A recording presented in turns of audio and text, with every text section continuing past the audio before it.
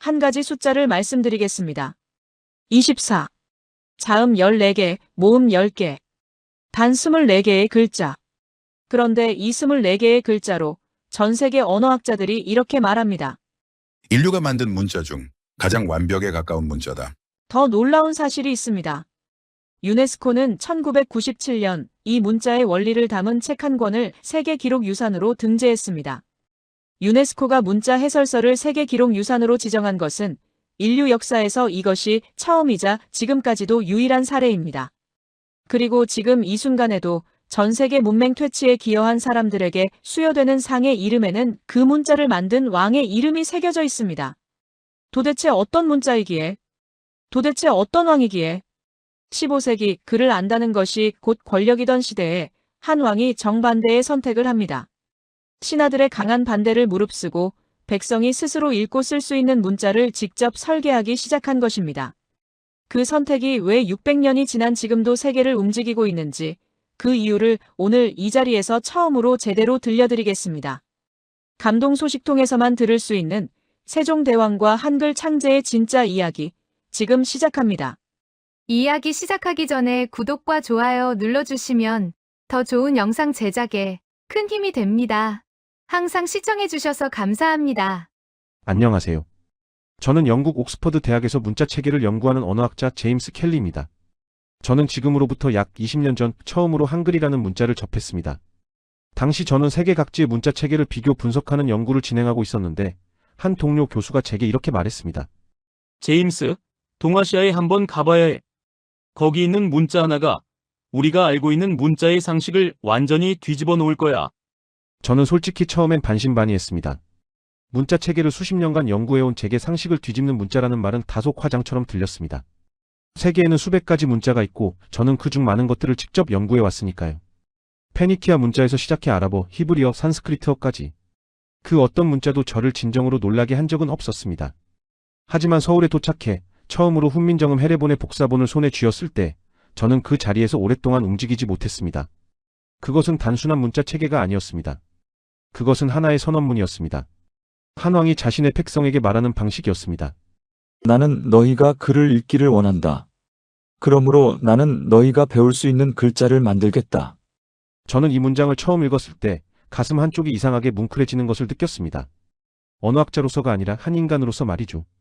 세계 어느 나라의 역사를 들여다봐도 지배자가 피지배자를 위해 새로운 문자를 창제한 사례는 거의 찾아볼 수 없습니다.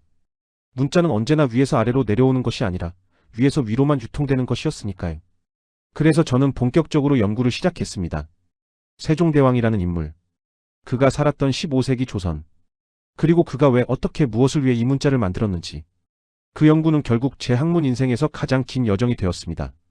오늘 저는 그 여정에서 발견한 것들을 여러분과 함께 나누려 합니다. 먼저 한 가지만 먼저 말씀드리고 싶습니다. 우리는 흔히 한글을 이야기할 때 과학적인 문자라는 말을 가장 먼저 꺼냅니다. 물론 그 말은 사실입니다. 한글은 음성학적으로도 구조적으로도 언어학적으로도 놀라운 체계를 갖추고 있습니다. 제가 전 세계 어느 강의실에서도 당당하게 말할 수 있는 사실입니다. 하지만 세종대왕이 이 문자를 만든 가장 근본적인 이유는 과학 때문이 아니었습니다. 그는 단지 백성이 글을 읽게 하고 싶었을 뿐이었습니다. 그 마음 하나가 얼마나 크고 얼마나 깊고 얼마나 용기 있는 선택이었는지. 그것을 제대로 이해하려면 먼저 그 시대의 세계를 들여다봐야 합니다. 1400년대의 지구. 그곳에서 문자란 무엇이었는지. 그리고 그 시대의 백성을 위해 새 문자를 만든다는 것이 얼마나 혁명적인 일이었는지. 지금부터 그 이야기를 시작하겠습니다. 1400년대. 지금으로부터 약 600년 전의 세상을 상상해 보십시오. 인터넷도 없고 신문도 없고 책도 극히 귀했던 시절입니다. 정보는 극소수의 사람들 사이에서만 흘렀고 그 흐름의 통로는 오직 하나였습니다. 바로 문자였습니다. 그런데 그 시대, 문자를 배운다는 것은 지금 우리가 생각하는 것과는 차원이 다른 일이었습니다. 저는 연구를 시작하면서 먼저 15세기 동아시아와 유럽의 문자 환경을 비교 분석했습니다. 그리고 그 결과는 예상보다 훨씬 더 충격적이었습니다. 당시 동아시아 문명의 중심은 단연 중국이었습니다. 그리고 그 중국이 사용하던 문자가 바로 한자였습니다. 한자는 지금도 어렵기로 유명합니다만 15세기의 한자는 지금보다 훨씬 더 광범위하고 복잡했습니다. 기본적인 일상 문서를 작성하려면 최소 2, 3천자를 알아야 했고 관리나 학자로서 활동하려면 5천자 이상을 완벽하게 익혀야 했습니다. 생각해 보십시오. 5천 개의 글자를, 각각 획수도 다르고 의미도 다르고 발음도 다른 수천 개의 글자를 그것을 익히는데 얼마나 오랜 시간이 걸렸겠습니까? 당시 기록을 보면 선비들이 한자를 기초부터 익히는 데만 보통 10년 이상이 걸렸다고 합니다. 그것도 어려서부터 전업으로 공부한 경우에 그렇다는 이야기입니다. 평생 밭을 갈고 길쌈을 해야 하는 보통 백성에게 그런 시간은 처음부터 존재하지 않았습니다. 일본의 상황도 크게 다르지 않았습니다. 일본은 한자를 기본으로 하면서 거기에 히라가나와 카타카나를 더해 사용하는 복합적인 문자 체계를 갖고 있었습니다. 한자와 가나 문자를 섞어 쓰는 방식은 외국인 연구자인 제가 보기에도 상당히 복잡한 구조였습니다. 어디에 한자를 쓰고 어디에 가나를 쓰는지 그 규칙만 익히는데도 상당한 시간이 필요했습니다. 결국 일본에서도 문자를 안다는 것은 귀족, 승려, 상인 계층의 특권에 가까웠습니다. 평범한 농민이 스스로 편지 한 장을 쓰는 것은 매우 드문 일이었습니다. 유럽은 어떠했을까요? 15세기 유럽의 공식 문자 문화는 라틴어를 중심으로 돌아가고 있었습니다. 성경도 라틴어로 쓰였고 법률 문서도 라틴어였으며 학문도 라틴어로 이루어졌습니다. 하지만 라틴어는 이미 일상 언어가 아니었습니다. 프랑스 사람도 독일 사람도 영국 사람도 일상에서 라틴어로 말하지 않았습니다. 그것은 성직자와 학자들만의 언어였습니다. 구텐베르크가 금속 활자를 발명한 것이 1450년대였으니 바로 그 즈음의 이야기입니다. 당시 유럽에서 성인 인구 가운데 글을 읽을 수 있는 사람의 비율은 지역마다 다르지만 대체로 전체 인구의 10%에서 20% 수준이었다고 추정됩니다. 그것도 도시 지역을 기준으로 한 수치입니다. 농촌으로 가면 그 비율은 훨씬 낮아졌습니다. 이처럼 15세기의 세계는 문자를 아는 사람과 모르는 사람 사이에 거대한 벽이 존재하던 시대였습니다. 그 벽은 단순히 지식의 차이가 아니었습니다. 그것은 사회적 위치의 차이였고 권리의 차이였습니다. 글을 아는 사람은 계약서를 쓸 수 있었습니다. 소송을 제기할 수 있었습니다. 역사를 기록할 수 있었습니다. 자신의 생각을 후대에 남길 수 있었습니다. 그리고 무엇보다 자신의 삶을 스스로 증명할 수 있었습니다. 반면 글을 모르는 사람은 달랐습니다. 억울한 일을 당해도 글로 호소할 수 없었습니다. 누군가 자신의 땅을 빼앗아도 그 사실을 문서로 남길 수도 없었습니다. 그들의 삶은 기록되지 않았고 기록되지 않은 것은 존재하지 않은 것이나 마찬가지였습니다. 저는 연구를 진행하면서 이 시대의 문자 불평등이 얼마나 깊은 것이었는지를 반복해서 확인했습니다. 그리고 그렇기에 세종대왕이 내린 결단이 얼마나 놀라운 것인지를 더욱 또렷이 이해하게 되었습니다. 그는 그 벽을 허물기로 한 것이니까요. 저는 연구를 진행하면서 당시 조선 백성들의 실제 삶을 들여다보려 했습니다. 사료를 뒤지고 당시 기록된 민원 문서들을 살펴보고 조선시대 연구자들과 직접 만나 이야기를 나누었습니다. 그리고 거기서 발견한 것들은 저를 오랫동안 마음 무겁게 만들었습니다. 15세기 조선의 인구는 대략 500만에서 700만 명 사이로 추정됩니다. 그 가운데 한자를 읽고 쓸 수 있었던 사람은 얼마나 됐을까요? 연구자마다 추정이 다르긴 하지만 대체로 전체 인구의 3에서 5% 안팎이라는 것이 학계의 공통된 시각입니다. 많아야 10명 중 1명. 그것도 주로 남성의, 주로 양반 계층에 집중된 숫자였습니다. 나머지 90% 이상의 사람들, 즉 농민, 장인, 여성, 노비들은 사실상 문자와 완전히 단절된 세계에서 살았습니다. 그들의 삶이 어떠했을지 잠깐 생각해 보십시오. 땅을 가진 양반이 소장농에게 불리한 조건을 들이밀었을 때 그 소장농은 계약서의 내용이 무엇인지 알 수 없었습니다. 읽을 수 없으니까요. 그저 관행이 이렇다는 말을 믿고 도장을 찍거나 손도장을 찍을 수밖에 없었습니다. 나중에 문제가 생겨 관아에 가도 자신의 억울함을 글로 쓸 수가 없었습니다. 대신 글을 쓸 수 있는 사람을 구해야 했고 그 사람에게 대가를 지불해야 했습니다. 억울함을 호소하는데도 돈이 들었던 시절입니다. 가족의 죽음을 기록하고 싶어도 그럴 수 없었습니다. 당시 양반 집안은 족보를 만들고 제문을 짓고 묘비를 세웠습니다. 그 모든 것이 글자로 이루어졌습니다. 하지만 글을 모르는 백성의 죽음은 아무데도 기록되지 않았습니다. 그들이 살았다는 사실, 사랑했다는 사실, 고생했다는 사실. 그것들은 글로 남겨지지 않았고 그래서 세월이 지나면 흔적 없이 사라졌습니다. 저는 이 대목에서 한국의 한 역사 연구자가 해준 말이 오랫동안 머리에서 떠나지 않았습니다. 그는 이렇게 말했습니다. 기록되지 못한 삶은 역사 속에서 2번 죽는 겁니다. 첫 번째는 몸이 죽는 것이고 두 번째는 흔적이 사라지는 것. 조선의 수많은 평범한 사람들이 그렇게 2번 지워졌다는 이야기였습니다. 생각을 기록할 수 없다는 것은 또 다른 무거움이었습니다. 사람은 누구나 생각합니다. 슬플 때 슬프다고, 억울할 때 억울하다고, 기쁠 때 기쁘다고 느낍니다. 그리고 그 감정들을 어딘가에 남기고 싶어 합니다. 그것이 일기일 수도 있고 편지일 수도 있고 시 한 줄일 수도 있습니다.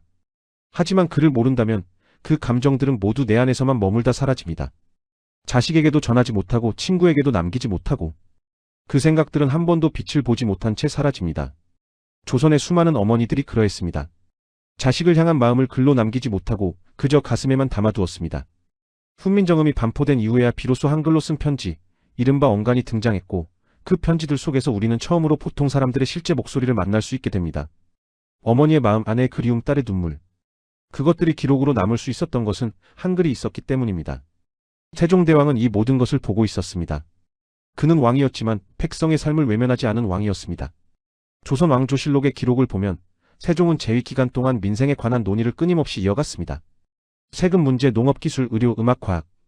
그 모든 분야에서 그는 백성이 더 잘 살 수 있는 방법을 집요하게 고민했습니다. 그리고 어느 순간 그는 깨달았을 것입니다. 백성이 진정으로 자신의 삶을 살아가려면 가장 먼저 필요한 것은 글자라는 사실을. 억울함을 말하고 생각을 기록하고 스스로 세상을 읽을 수 있는 그 능력. 그것이 모든 것의 시작이라는 사실을.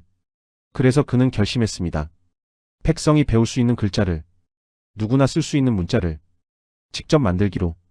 저는 언어학자입니다. 직업상 저는 문자를 볼 때 보통 사람들과는 조금 다른 시선으로 바라봅니다. 그것이 어떤 구조로 이루어졌는지, 어떤 원리로 작동하는지, 배우는데 어느 정도의 시간이 필요한지, 그런 것들이 자연스럽게 눈에 들어옵니다. 그리고 한글을 처음 분석했을 때 저는 그 설계 방식에서 매우 특이한 점 하나를 발견했습니다. 대부분의 문자는 오랜 시간에 걸쳐 자연스럽게 형성된 것입니다. 수백, 수천 년에 걸쳐 수많은 사람들이 조금씩 다듬어 온 것이지요. 그래서 대부분의 문자에는 예외가 많고 불규칙이 많고 역사적 흔적이 복잡하게 얽혀 있습니다. 배우면 배울수록 예외 규칙이 또 나오고 또 나옵니다. 하지만 한글은 달랐습니다. 한글은 처음부터 끝까지 배우기 쉽게 설계된 문자였습니다. 그리고 그 설계의 중심에는 단 하나의 질문이 있었습니다. 어떻게 하면 백성이 가장 빨리 가장 쉽게 이 문자를 익힐 수 있는가? 먼저 구조를 살펴보겠습니다. 한글은 자음 14개와 모음 10개, 총 24개의 기본 글자로 이루어져 있습니다. 이것이 전부입니다. 24개만 알면 한글이 표현할 수 있는 모든 소리의 조합이 열립니다. 비교해 보십시오. 한자는 기본 글자만 수천 개입니다. 영어 알파벳은 26개지만 발음과 표기 사이의 괴리가 워낙 커서 GH가 어떤 단어에선 F 소리가 나고 어떤 단어에선 아예 소리가 나지 않습니다. 이 불규칙성을 익히는 데만도 수년이 걸립니다. 그러나 한글은 글자와 소리의 관계가 거의 완벽하게 일치합니다. 쓰인 대로 읽히고 읽히는 대로 씁니다. 언어학 용어로는 표음성이 극히 높다고 표현합니다. 세계 어느 문자와 비교해도 이 점에서 한글은 최상위에 위치합니다. 더 놀라운 것은 글자의 생김새입니다. 저는 처음 한글 자음의 원리를 설명드렸을 때 그 순간 온몸에 소름이 돋는 느낌을 받았습니다. 한글의 자음은 소리를 낼 때 입모양, 혀의 위치, 목구멍의 형태를 본떠 만들어졌습니다. 예를 들어 기역은 혀뿌리가 목구멍을 막는 모양을 본뜬 것이고 니은은 혀끝이 윗잇몸에 닿는 모양에서 나왔습니다. 미음은 두 입술이 붙은 모양이고 시옷은 이빨 모양에서 나왔습니다. 즉 한글의 자음은 단순히 외워야 하는 기호가 아닙니다. 내 몸이 실제로 소리를 만드는 과정을 그대로 그림으로 옮긴 것입니다. 글자를 보는 순간 어떻게 발음하는지를 알 수 있도록 설계되어 있습니다. 이것은 세계 어느 문자에서도 찾아볼 수 없는 독창적인 방식입니다. 저의 동료 언어학자들이 한글을 처음 배울 때 이구동성으로 하는 말이 있습니다. 이 문자는 몸으로 배운다. 이해하면 외울 필요가 없다. 모음의 설계도 마찬가지입니다. 한글 모음은 하늘, 땅, 사람 이 세 가지 기본 획에서 시작합니다. 하늘은 둥근 점, 땅은 수평선, 사람은 수직선입니다. 이 세 가지 요소를 조합해 10개의 기본 모음이 만들어집니다. 구조가 단순하고 원리가 명확합니다. 그리고 이 자음과 모음을 조합하면 한국어가 가진 거의 모든 소리를 표현할 수 있습니다. 현재 한글로 조합 가능한 음절의 수는 총 11,112개에 달합니다. 24개의 기본 글자로 10,000개가 넘는 소리를 만들어낼 수 있는 것입니다. 세종대왕이 이 설계를 완성했을 때 그는 단순히 새로운 문자를 만든 것이 아니었습니다. 그는 하나의 열쇠를 만든 것이었습니다. 수백 년 동안 굳게 닫혀있던 문, 즉 지식과 기록과 표현의 세계로 들어가는 문을 열 수 있는 열쇠를. 그리고 그 열쇠는 누구의 손에도 쥐어질 수 있도록 가장 단순하고 가장 가벼운 형태로 만들어졌습니다. 그것이 바로 한글이었습니다. 저는 옥스퍼드 대학에서 오랫동안 학생들을 가르쳤습니다. 언어학과 학부생들에게 세계 여러 문자 체계를 소개하는 수업이었는데 매 학기마다 한 가지 실험을 진행했습니다. 한글을 전혀 모르는 학생들을 대상으로 한글 자모 24개와 기본 조합 원리만을 설명한 뒤 얼마 만에 간단한 단어를 읽을 수 있게 되는지 측정하는 실험이었습니다. 결과는 매번 저를 놀라게 했습니다. 평균적으로 학생들은 1시간에서 2시간 사이에 기본 음절 조합을 읽기 시작했습니다. 의미는 몰라도 소리는 낼 수 있게 된 것입니다. 그리고 하루 이틀 정도 반복 연습을 거치면 낯선 단어를 보고도 어렵지 않게 소리를 읽어낼 수 있게 되었습니다. 그것이 단순히 서양 언어학자들의 경험만이 아니라는 사실은 훈민정음이 처음 만들어지던 당시의 기록에도 고스란히 남아 있습니다. 훈민정음 해례본. 이 책은 세종대왕이 훈민정음을 반포하면서 함께 펴낸 해설서입니다. 이 책 안에는 당시 집현전 학자들이 쓴 서문이 포함되어 있는데 거기에 이런 구절이 등장합니다. 슬기로운 사람은 아침에 배우면 저녁에 능히 쓸 수 있고 어리석은 사람도 열흘이면 좋게 익힌다. 저는 이 문장을 처음 읽었을 때 솔직히 과장이 아닌가 하고 생각했습니다. 언어학자로서 어떤 문자책에든 어느 정도의 학습 시간이 필요하다는 것을 잘 알고 있었으니까요. 하지만 앞서 말씀드린 수업 실험을 거치면서 저는 그 문장이 결코 허언이 아니라는 것을 몸소 확인하게 되었습니다. 아침에 시작해 저녁에 쓸 수 있다는 표현은 문자 역사 전체를 통틀어도 이것 하나뿐입니다. 왜 이것이 가능했을까요? 앞서 말씀드린 대로 한글은 외워야 하는 기호가 아닙니다. 이해하면 자연스럽게 따라오는 구조입니다. 자음은 발음 기관의 모양을 본떴고 모음은 하늘과 땅과 사람이라는 세 가지 기본 원리에서 출발합니다. 여기에 더해 한글의 음절 구조도 배움을 쉽게 만드는 데 결정적인 역할을 합니다. 한글은 자음과 모음이 결합해 하나의 음절 덩어리를 이룹니다. 예를 들어 한이라는 글자는 히읗자음, 아모음, 니은 받침이 하나의 사각형 안에 모여 있습니다. 이 조합 방식은 매우 직관적이어서 원리를 한 번만 이해하면 처음 보는 음절도 스스로 조합해 읽을 수 있습니다. 한자처럼 글자 하나하나를 통째로 외울 필요가 없다는 것입니다. 저는 이 부분을 연구하면서 세종대왕이 단순히 새로운 문자를 만든 것이 아니라 문자를 배우는 과정 자체를 설계했다는 사실을 깨달았습니다. 즉 한글은 완성된 결과물이 아니라 처음부터 교육을 전제로 설계된 시스템이었습니다. 그것은 마치 어린아이가 처음 걸음마를 배울 때 가장 안전하게 넘어지지 않도록 바닥을 부드럽게 깔아놓은 것과 같은 배려였습니다. 세종은 글자를 만드는 동시에 그 글자를 누가 어떻게 얼마나 빨리 배울 수 있을지를 함께 고민했습니다. 훈민정음 해례본이 문자해설서이자 교육서로 기능하는 이유가 여기에 있습니다. 그것은 단순히 글자의 원리를 설명하는 책이 아니라 어떻게 하면 가장 빨리, 가장 쉽게 익힐 수 있는지를 알려주는 지침서였습니다. 저는 이 지점에서 한 가지 비교가 떠올랐습니다. 서양에서 알파벳이 처음 정착하는 데는 수백 년이 걸렸습니다. 페니키아 문자에서 그리스 문자로, 그리스 문자에서 라틴 문자로. 수많은 사람들이 오랜 세월에 걸쳐 조금씩 다듬어온 결과물입니다. 그러나 한글은 달랐습니다. 세종 스스로 혹은 그가 이끈 집현전 학자들과 함께 설계도를 그리고 완성본을 내놓았습니다. 자연 발생이 아닌 의도적 창제였습니다. 그리고 그 창제의 목표는 단 하나였습니다. 누구나 빠르게 배울 수 있는 문자를 만드는 것. 그 목표는 정확하게 달성되었습니다. 그것이 600년이 지난 지금 제가 연구자로서 확신을 가지고 말할 수 있는 결론입니다. 어떤 위대한 일도 처음부터 박수를 받으며 시작되지는 않습니다. 세종대왕이 훈민정음을 만들기로 결심했을 때 그 곁에 있던 사람들 중 상당수는 찬성하지 않았습니다. 아니 정확하게 말하면 강하게 반대했습니다. 저는 조선 왕조실록을 꼼꼼히 읽으면서 그 반대의 목소리들이 얼마나 거셌는지를 확인했습니다.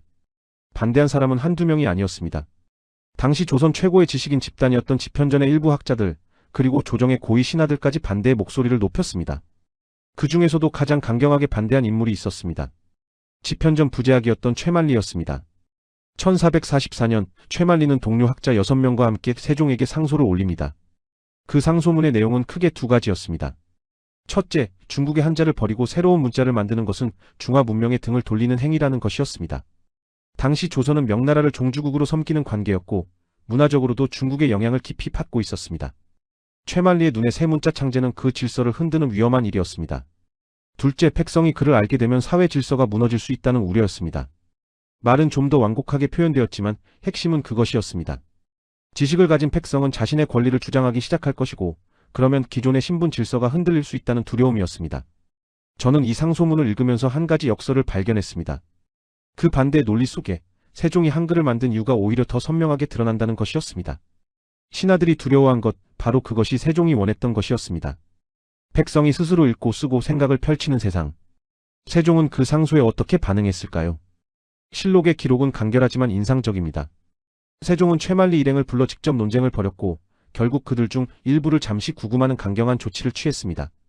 왕으로서 이례적으로 강한 반응이었습니다. 세종은 이렇게 말했다고 기록되어 있습니다. 내가 만일 언문으로 이두를 번역한다면 백성이 모두 쉽게 이해할 수 있을 것이다. 너희는 소리도 없이 앉아서 그것이 나쁘다고만 하는구나. 이 말에는 세종의 답답함과 의지가 동시에 담겨 있습니다. 그는 신하들의 반대가 어디서 나오는지 알았습니다. 그리고 그것이 백성을 위한 진정한 우려가 아니라 기득권을 지키려는 두려움에서 비롯된 것임도 간파하고 있었습니다. 여기서 저는 잠시 멈추고 싶습니다. 한글이 만들어지던 그 순간 세종의 앞에는 두 가지 길이 있었습니다. 하나는 신하들의 의견을 받아들여 기존 질서를 유지하는 것. 한자를 계속 공식 문자로 쓰고 지식은 소수 엘리트에게만 허용하는 것. 그것은 가장 안전한 선택이었습니다. 아무도 반발하지 않았을 것이고 세종의 왕권도 흔들리지 않았을 것입니다. 다른 하나는 반대를 무릅쓰고 자신의 신념대로 밀고 나가는 것. 백성을 위한 문자를 만들고 지식의 문턱을 낮추는 것. 그것은 위험한 선택이었습니다. 기존 체제에 균열을 낼 수도 있었고 신하들과의 관계가 틀어질 수도 있었습니다. 세종은 두 번째 길을 선택했습니다. 그리고 그 선택의 근거는 단 하나였습니다. 그는 글자를 권력의 도구가 아닌 백성의 권리로 보았습니다. 아는 자들이 모르는 자들을 지배하는 수단이 아니라 모든 사람이 스스로의 삶을 살아갈 수 있도록 돕는 열쇠로 보았습니다. 최만리의 반대가 역사에 남긴 것이 있다면 아이러니하게도 세종의 뜻이 얼마나 혁명적인 것이었는지를 더 선명하게 드러내준다는 점일 것입니다. 기득권이 두려워했을 만큼 세종의 선택은 진짜 변화를 담고 있었습니다. 그 변화는 서서히 그러나 분명히 조선 사회를 바꾸기 시작했습니다. 세상에 등장한 모든 문자가 살아남지는 않습니다. 저는 연구자로서 오랫동안 사라진 문자들을 추적해왔습니다. 한때 광대한 제국에서 쓰이던 문자가 그 제국과 함께 역사 속으로 사라진 경우, 종교의 쇠퇴와 함께 차취를 감춘 문자, 전쟁 혹은 식민지배로 인해 강제로 지워진 문자들까지. 문자의 역사는 생존과 소멸의 반복이었습니다. 그런데 흥미로운 공통점이 있었습니다. 살아남은 문자들에는 한 가지 특징이 있었습니다. 그것은 단지 권력이 있어서가 아니었습니다. 많은 경우 그 문자가 쉬웠기 때문이었습니다. 쉬운 문자는 많은 사람의 입과 손에 스며들고 그렇게 깊이 스며든 문자는 외부의 압력에도 쉽게 사라지지 않았습니다. 한글의 역사는 그 사실을 가장 극적으로 증명하는 사례였습니다. 훈민정음이 반포된 것은 1446년의 일입니다. 하지만 그 이후의 역사는 결코 순탄하지 않았습니다. 반포 이후에도 조정의 공식 문서는 여전히 한자로 작성되었습니다. 과거 시험도 한자로 치러졌습니다. 한글은 오랫동안 언문, 즉 상스러운 글자라는 낮은 평가를 받으며 주로 여성과 낮은 신분의 사람들이 쓰는 문자로 취급받았습니다. 어떤 의미에서 한글은 처음부터 핍박 속에서 시작했습니다. 그럼에도 불구하고 한글은 사라지지 않았습니다. 오히려 조용히 그러나 끊임없이 퍼져나갔습니다. 양반가의 부인들이 한글로 편지를 썼고 어머니들이 자식들에게 한글을 가르쳤습니다. 불교 경전이 한글로 번역되었고 소설이 한글로 씌어졌습니다. 글을 몰랐던 사람들이 처음으로 책을 읽기 시작했습니다. 가장 극적인 시험은 일제강점기였습니다. 일본은 조선을 식민지로 삼은 뒤 조선어 교육을 단계적으로 금지하기 시작했습니다. 학교에서 한국어 수업이 없어졌고 공식 문서는 일본어로 작성하도록 강요받았습니다. 조선의 이름도 말도 글자도 지워지려 했습니다. 그 시절 한글을 지키기 위해 목숨을 건 사람들이 있었습니다. 조선어학회 회원들이었습니다. 그들은 목숨의 위협 속에서도 한글 맞춤법을 정리하고 사전을 편찬하려 했습니다. 1942년 일제는 이 활동을 독립운동으로 규정하며 조선어학회 회원 33명을 검거했습니다. 그중 2명은 옥중에서 목숨을 잃었습니다. 그들이 지키려 한 것은 단순한 문자가 아니었습니다. 그것은 언어였고 기억이었고 한민족의 정체성 그 자체였습니다. 저는 이 역사를 공부하면서 한글이 가진 또 다른 힘을 발견했습니다. 한글이 끝내 살아남을 수 있었던 이유 중 하나는 그것이 워낙 배우기 쉬운 문자였기 때문입니다. 권력이 금지해도 어머니가 자식에게 가르칠 수 있었습니다. 학교가 없어도 방 한 칸에서 전달될 수 있었습니다. 복잡한 문자는 억압받으면 사라질 수 있습니다.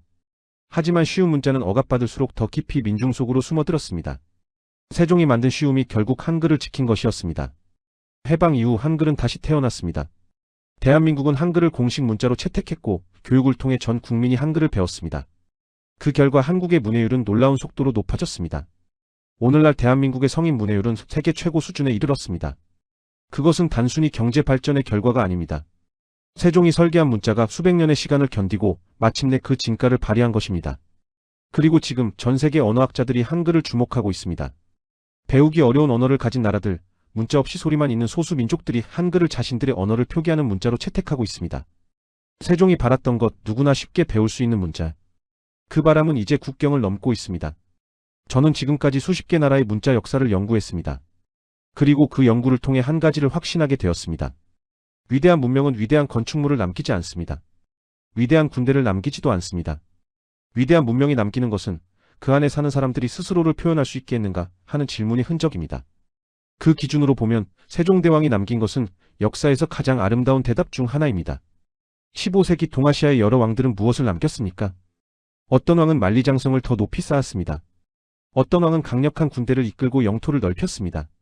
어떤 왕은 화려한 궁궐을 짓고 자신의 권위를 돌 위에 새겼습니다. 그리고 그것들은 분명 역사 속에서 빛나고 있습니다. 하지만 세종은 달랐습니다. 그는 성을 쌓지 않았습니다. 그는 전쟁을 일으키지 않았습니다. 그는 자신의 이름을 돌에 새기려 하지 않았습니다. 그는 백성의 손에 글자를 쥐어주었습니다. 그리고 그 선택이 600년이 지난 지금 세계가 가장 주목하는 문자적 유산을 만들어냈습니다. 세계가 놀랐습니다. 1997년 유네스코는 훈민정음 헤레본을 세계 기록 유산으로 등재했습니다. 유네스코가 한 문자의 원리를 설명한 책을 세계 기록 유산으로 지정한 것은 전례가 없는 일이었습니다. 그 결정의 배경에는 단순히 문자의 우수성만이 아니라 그 문자를 만든 정신에 대한 인류 공동의 경의가 있었습니다.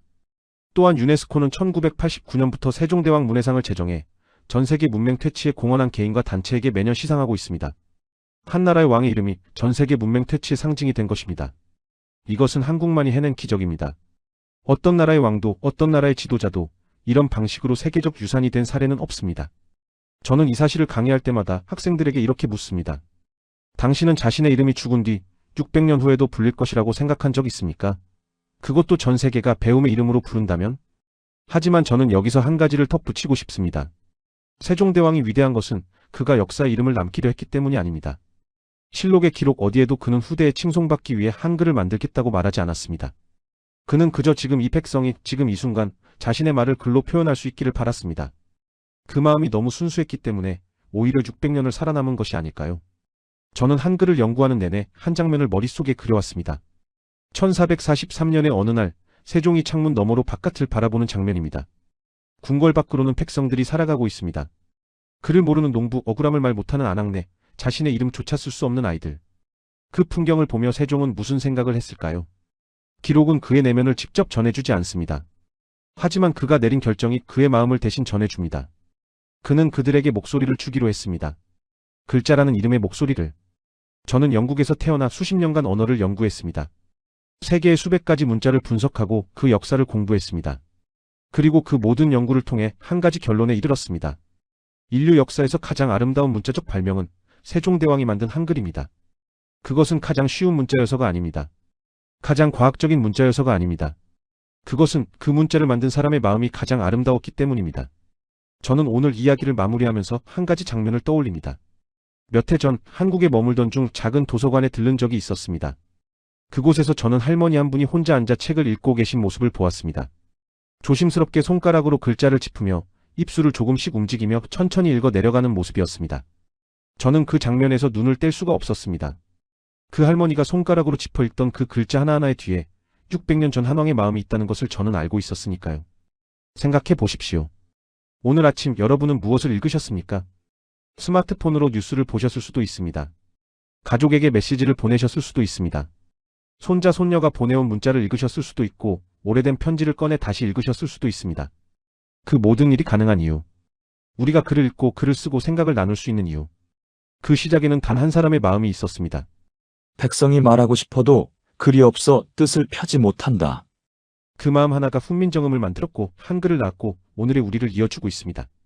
저는 영국으로 돌아간 뒤에도 한글에 대한 연구를 멈추지 않았습니다. 그리고 연구를 하면 할수록 한 가지 사실이 점점 더 선명하게 다가왔습니다. 한글이 위대한 이유는 그것이 완벽한 문자여서가 아닙니다. 물론 구조적으로도 과학적으로도 탁월한 문자입니다. 하지만 그보다 더 중요한 것이 있습니다. 한글은 처음부터 끝까지 사람을 향한 문자였습니다.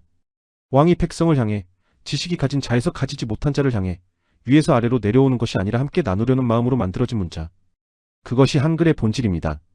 세계 어느 나라에도 이런 문자는 없습니다. 만든 사람이 분명하고 만든 날이 분명하고 만든 이유가 분명한 문자. 그리고 그 이유가 권력도 종교도 아닌 오직 백성에 대한 사랑이었던 문자. 그것이 바로 한글이고 그 문자를 매일 쓰고 있는 여러분이 바로 그 사랑의 결실입니다.